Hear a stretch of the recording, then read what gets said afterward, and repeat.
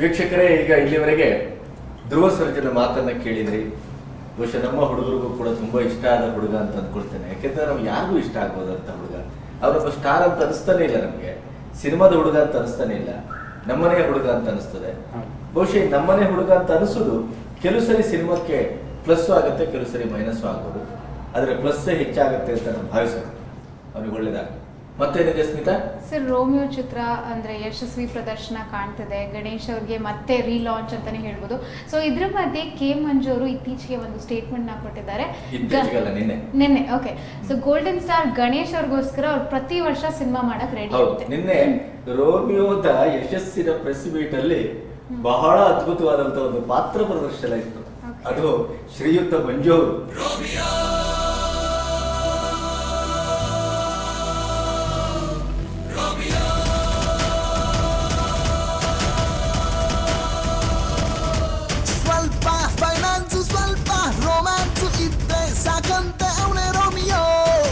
Romeo ಅನ್ಸಿದ್ದು ನನಗೆ first ಸ್ಟೆಪ್ಪಲ್ಲೇ ಭಾಳ ಪಾಸಿಟಿವ್ನೆಸ್ನ ತಂದುಕೊಡ್ತು ನನಗೆ.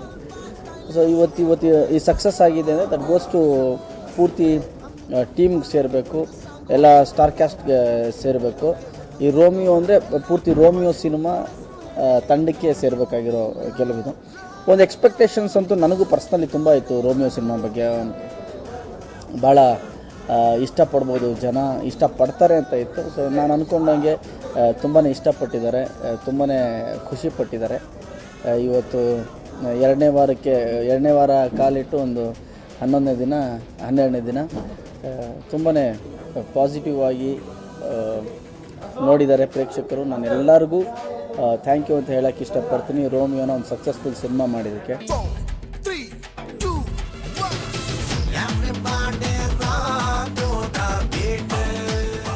ಸಿನಿಮಾ ಮಾಡಿದ್ದೀವಿ, ನಿಜವಾಗ್ಲೂ ಖುಷಿ ಪಡುತ್ತೆ.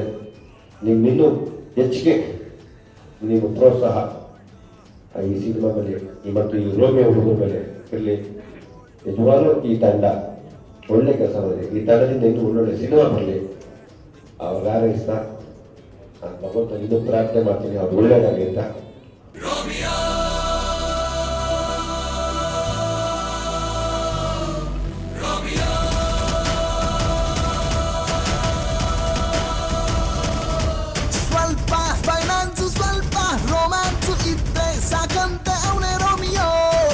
ಒಂದು ಮಾತ್ರ ಶ್ಯೂರಾಗಿ ನಾನು ಹೇಳ್ಬೋಲ್ಲೆ, ಬಿಕಾಸ್ ಎಲ್ಲ ಕಡೆ ಫ್ರಮ್ ಎಕ್ಸಾಂಪಲ್ ಒಂದು ಸೀನಲ್ಲಿ 5 ಜಾಗದಲ್ಲಿ ನಗ್ತಾರೆ ಅಂತ ಹೇಳಿದ್ರೆ 5 ಜಾಗದಲ್ಲಿ ಸಂತೋಷ್ ಥಿಯೇಟ್ರಿಂದ ಸರಿ, ತುಮಕೂರಿಗೆ ಹೋದರೂ ಸರಿ, ಮೈಸೂರಿಗೆ ಹೋದರೂ ಸರಿ, ಅದೇ ಕಡೆ ನಗ್ತಾರೆ. ಸೊ ಅದೇನೋ ಒಂದು ಯೂನಿವರ್ಸಲ್ ಥಾಟೋ ಏನೋ ಗೊತ್ತಿಲ್ಲ, ಬಟ್ ಎಲ್ಲ ಕಡೆ ತುಂಬ ಚೆನ್ನಾಗಿ ರೆಸ್ಪಾನ್ಸ್ ಬಂದಿದೆ. And we are very happy as a production team as well as ಒಂದು ಡೈರೆಕ್ಷನ್ ಡಿಪಾರ್ಟ್ಮೆಂಟು ಇಲ್ಲ ನಮ್ಮ ಹೋಲ್ ರೋಮಿಯೋ ಟೀಮ್ ತುಂಬ ಖುಷಿಯಾಗಿದ್ದೀವಿ. ಥ್ಯಾಂಕ್ ಯು ತುಂಬ ಥ್ಯಾಂಕ್ಸ್. ಏನಕ್ಕಂತ ಹೇಳಿದ್ರೆ ಸುಮಾರು ಒಂದು 10 ವರ್ಷ ನಾವು ಅಷ್ಟು ಕಷ್ಟಪಟ್ಟಿದ್ದೇವೆ. ನಾವು, ಶೇಖರು ಮತ್ತು ರಮೇಶ್ ಅವರು ಒಂದು ಟೀಮಾಗಿ ಪ್ರೊಡಕ್ಷನ್ ಟೀಮನ್ನು ಸ್ಟಾರ್ಟ್ ಮಾಡಿ ಇದು 3ನೇ ಪಿಕ್ಚರ್ ನಮ್ಮ ಬ್ಯಾನರಲ್ಲಿ.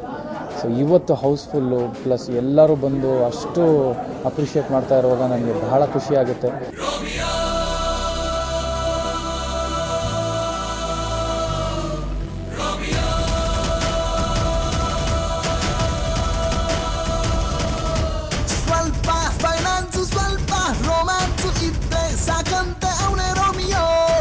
ಚಂದನ್, ಇವತ್ತು ಈ ಕಾರ್ಯಕ್ರಮದ ಕೊನೆಯಲ್ಲಿ ಒಂದು ಕುತೂಹಲಕರವಾದಂತಹ ವಿಚಾರವನ್ನು ಹೇಳಿ ಅದನ್ನ ನಾಳೆಗೆ ಮುಂದೂಡ್ಬಿಡೋಣ. ಈಗ ರೂಪಾಯಿಯರು ಚಂದ್ರ ಸಿನಿಮಾ ಮಾಡ್ತಾ ಇರೋದು ನಮ್ಗೆಲ್ಲ ಗೊತ್ತಿದೆ. ಶ್ರೇಯಾ ಅಲ್ಲಿ ನಟಿಯಾಗಿ ಬಂದಿರೋದು, ಅವಳ ದುಬಾರಿಯಾಗಿ ಕಾಣಿಸ್ಕೊಂಡಿರೋದು ಅವೆಲ್ಲವೂ ನಮ್ಗೆ ಗೊತ್ತಿದೆ.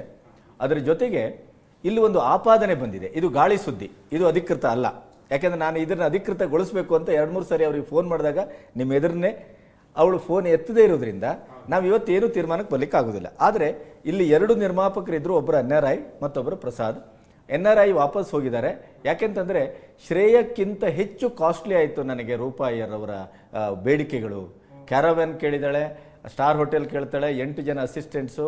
ಇವೆಲ್ಲ ನೋಡಿದರೆ ನಮಗೇನೋ ಇದು ತುಂಬ ತೊಂದರೆ ಆಗ್ತಾ ಇದೆ ಅಂತ ಅನಿಸಿ ನಾನು ಹೊರಗೆ ಬಂದೆ ಅನ್ನೋದನ್ನು ಅವ್ರು ಹೇಳಿದ್ದಾರೆ ಅಂತ ಗಾಂಧಿನಗರದ ಗಾಸಿಪ್ ಇದು. ನಾವು ಅದನ್ನು ಕನ್ಫರ್ಮ್ ಮಾಡಿದ್ರೆ ಏನೂ ಅದನ್ನು ತೀರ್ಮಾನಕ್ಕೆ ಬರಲಿಕ್ಕೆ ಆಗೋದಿಲ್ಲ.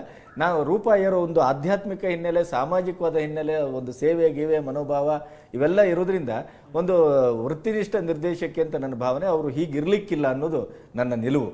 ಅದನ್ನು ನಾಳೆ ನಾವು ಅವರನ್ನು ಮಾತಾಡಿ ಇದನ್ನು ಸತ್ಯಾಸತ್ಯತೆಗಳ ಬಗ್ಗೆ ವಿಮರ್ಶೆ ಮಾಡೋಣ. ಅಲ್ಲಿಯವರೆಗೆ ಇದು ಕೇವಲ ಗಾಳಿ ಸುದ್ದಿ ಅಷ್ಟೇ. ವೀಕ್ಷಕರೇ, ಇವತ್ತಿನ ಸುದ್ದಿ ಮನೆಯಿಂದ ನಿಮಗೆ ಕೊಡಲಿಕ್ಕೆ ಸಾಧ್ಯವಾದದ್ದು ಇಷ್ಟು. ಬಹುಶಃ ನೀವು ಇವತ್ತು ಬಹಳ ಬೇರೆ ಬೇರೆಯಾದಂಥ ಮುಖಗಳ ಸುದ್ದಿಯನ್ನು ಮತ್ತು ಚರ್ಚೆಯನ್ನು ಆಲಿಸಿದ್ದೀರಿ, ಖುಷಿಗೊಂಡಿದ್ದೀರಿ ಅಂತ ನನ್ನ ಭಾವನೆ. ನಾಳೆ ಇದೇ ಹೊತ್ತಿಗೆ ಹೊಸ ಸುದ್ದಿಗಳೊಂದಿಗೆ, ಹೊಸ ಅತಿಥಿಗಳೊಂದಿಗೆ ಮತ್ತೆ ನಿಮ್ಮನ್ನು ಭೇಟಿಯಾಗ್ತೇವೆ. ಅಲ್ಲಿಯವರೆಗೆ ಬಾಯ್, ಗುಡ್ ನೈಟ್.